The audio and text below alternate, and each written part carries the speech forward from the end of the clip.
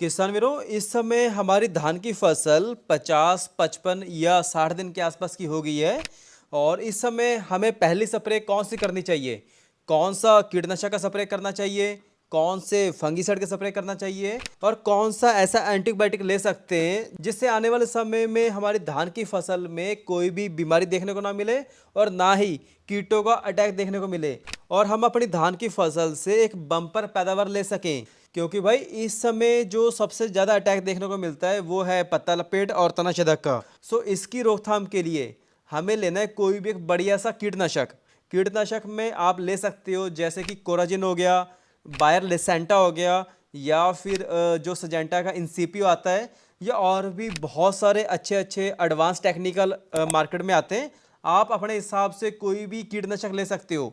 मतलब इस समय हमें तनाछेदक कीटों की रोकथाम के लिए थोड़े ठीक ठाक टेक्निकल ही डालने होते हैं। अगर तनाछेदक सुंडी ने नुकसान कर दिया तो भाई ये बाद में फिर जो सफ़ेद सफ़ेद सूखी हुई बालियां देखने को मिलेंगी और फिर लगी हुई सुंडी पे कोई भी दवा इतनी अच्छी तरीके से काम नहीं करेगी। सो हमें इस समय पहले ही तनाछेदक सुंडी का एक स्प्रे करके चलना है।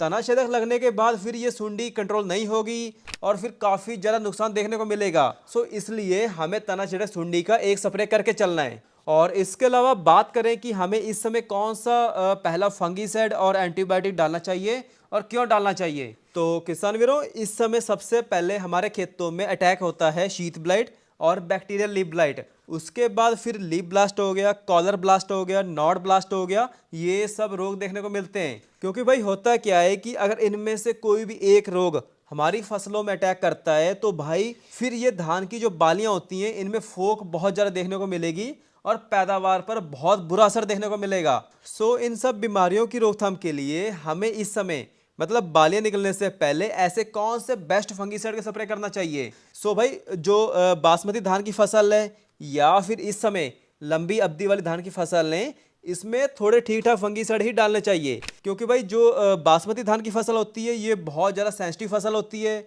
इसमें हल्के फंगीसाइड इतनी अच्छी तरीके से काम नहीं करते हैं और ना ही हल्के कीटनाशक काम करते हैं। इसलिए बासमती धान वाले किसानों को थोड़ा ज़्यादा ध्यान देना होता है कि भाई हमें थोड़े अच्छे कीटनाशक और फंगीसाइड का प्रयोग ही करना पड़ेगा।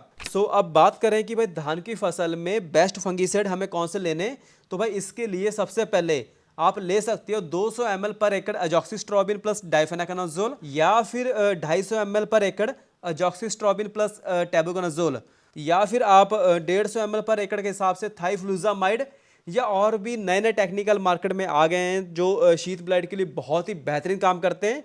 आप कोई सा भी एक फंगीसाइड ले सकते हो अपनी फसल के हिसाब से। और उसके बाद बात करें कि भाई जो बैक्टीरियल लीफ ब्लाइट है या ब्लास्ट की रोकथाम कैसे करनी है, तो इसके लिए आपको लेना है 400 ml पर एकड़ के हिसाब से कासुगामाइसिन, या फिर आप ले सकते हो 400 ml पर एकड़ के हिसाब से वैलिडामाइसिन, या और भी इस समय नए नए एडवांस टेक्निकल आ गए हैं जो बीएलबी या ब्लास्ट की रोकथाम के लिए बहुत ही बेहतरीन काम करते हैं। आप कोई भी एक एंटीबायोटिक भी ले सकते हो। क्योंकि भाई आजकल कोई भी धान की वैरायटी में अगर कोई भी बीमारी या कीटों का अटैक होता है तो भाई ये फिर बाद में बहुत ज़्यादा नुकसान करके जाता है। इसलिए आजकल थोड़े ठीक ठाक और एडवांस टेक्निकल मार्केट में आ गए हैं, तो भाई आप उनका ही प्रयोग कीजिए। बाकी अगली स्प्रे ब्राउन प्लांट हॉपर की होगी और उसमें कौन से जो बेस्ट टेक्निकल हैं, कौन से जो एडवांस टेक्निकल हमें डालने चाहिए, इसके बारे में अगली वीडियो में बात करेंगे। इसके अलावा सबसे ज़रूरी बात यह है कि भाई स्प्रे करते समय हमें घोल कैसे तैयार करना है। तो भाई इसके लिए आपको क्या करना है कि जो फंगीसाइड हो गया प्लस एंटीबायोटिक हो गया, इनका आपको एक घोल बनाना है और जो कीटनाशक है इसका आपको अलग घोल बनाना है। फिर तीनों को बारी बारी से स्प्रे पंप में डाल के आपको स्प्रे करना है। तो भाई इस तरीके से आप घोल तैयार करके स्प्रे कर सकते हो। बाकी आप कमेंट करके बताओ कि भाई आप कौन कौन सा स्प्रे करने वाले हो। धन्यवाद।